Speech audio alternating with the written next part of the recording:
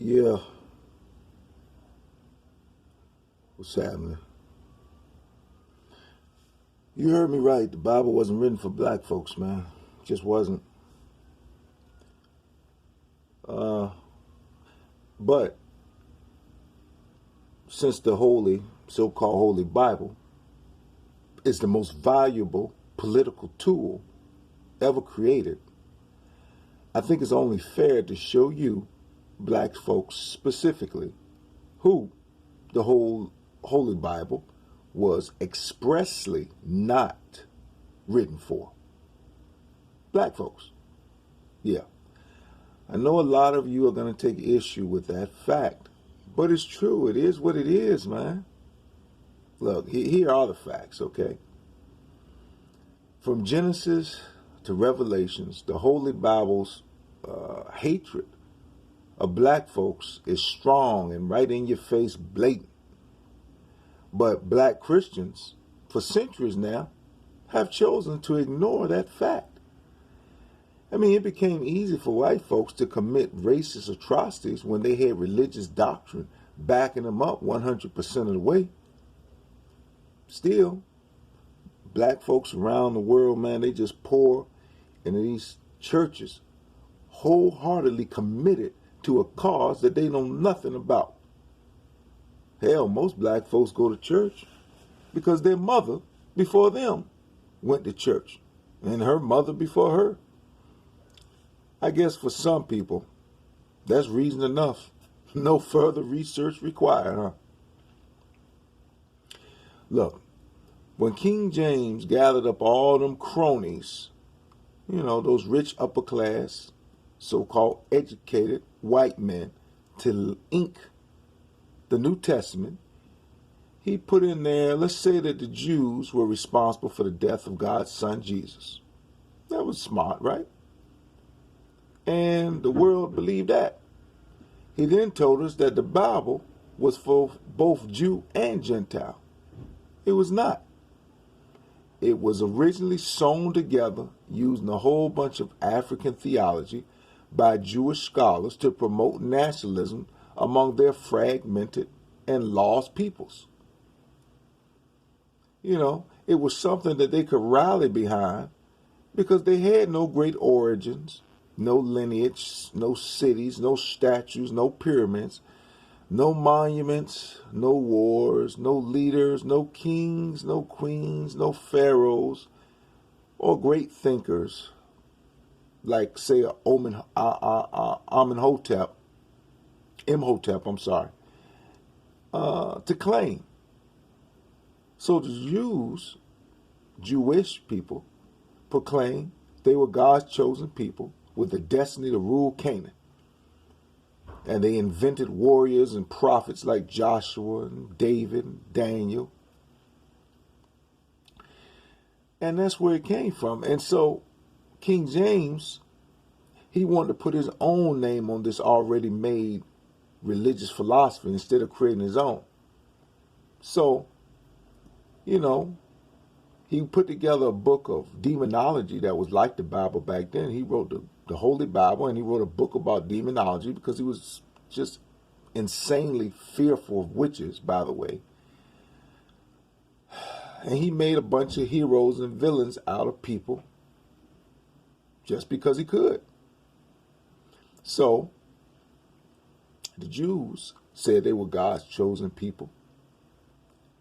And so the Jews who were blamed for murdering Jesus stopped accepting Jesus, and then they put together their Torah. In fact, these days, Israel seems to be more turned towards atheism.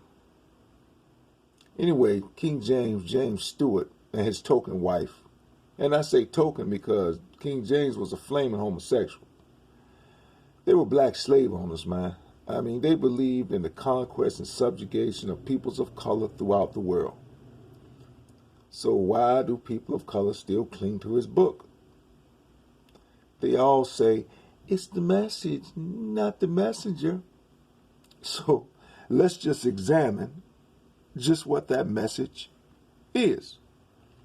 So let's start with Genesis, which stands for genes of ISIS, by the way. Noah curses his son Ham, his young son, for laughing at him for staring out of the ark, butt-ass naked and drunk. Now, he cursed him, which I think was really extreme, since Noah was the one that was drinking fermented wine, and he knew it was gone bad. He knew it was going to happen. Anybody, I done had something to drink. Oh, this tastes nasty. Oh, this ain't right. We all have. He knew too.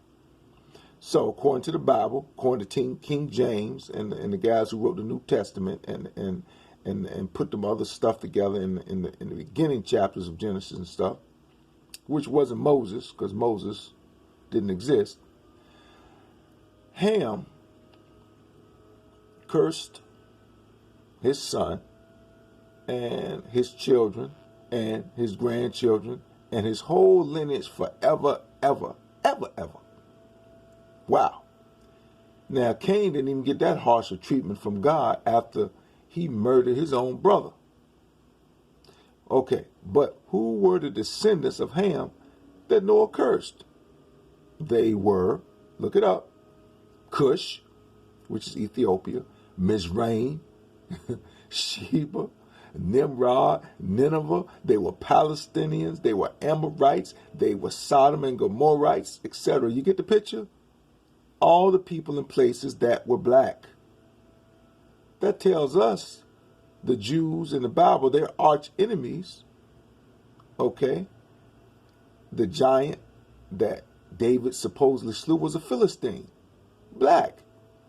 The immoral people whom Jonah was supposed to preach to before being swallowed up by the whale, they were black.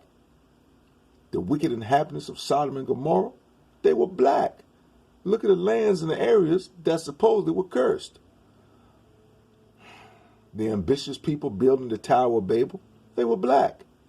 All the pharaohs whom the Jews despised and wanted God to destroy, they were black.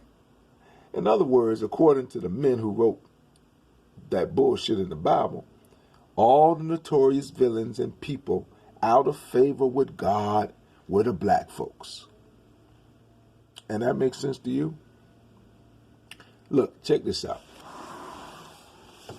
Note the writer's jealousy and anger in Isaiah 18:1. Grab your Bible, look it up, or look it up online. Isaiah 18, chapter 18, verse 1.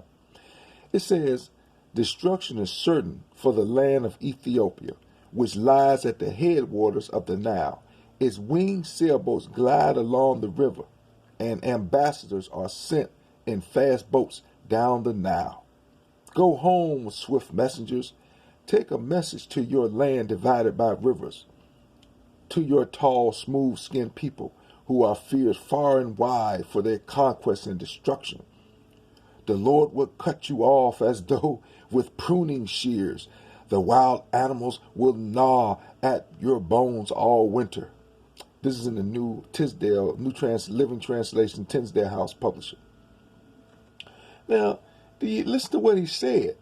Now, if black folks wrote that, or if it was written for black folks, would they be talking about each other like that?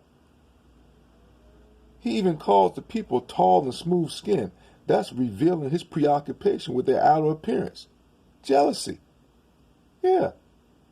Now, Isaiah was said to be written around 700 BC. Guess who was the Pharaoh that he was talking about? Shabaka and the 25th dynasty, bruh. Throughout the book of Isaiah, this writer, whoever he was, couldn't have been black.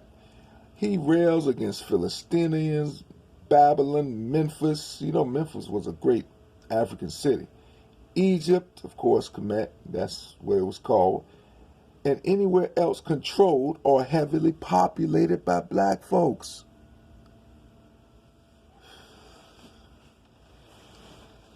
To be continued. Like, subscribe, share, whatever.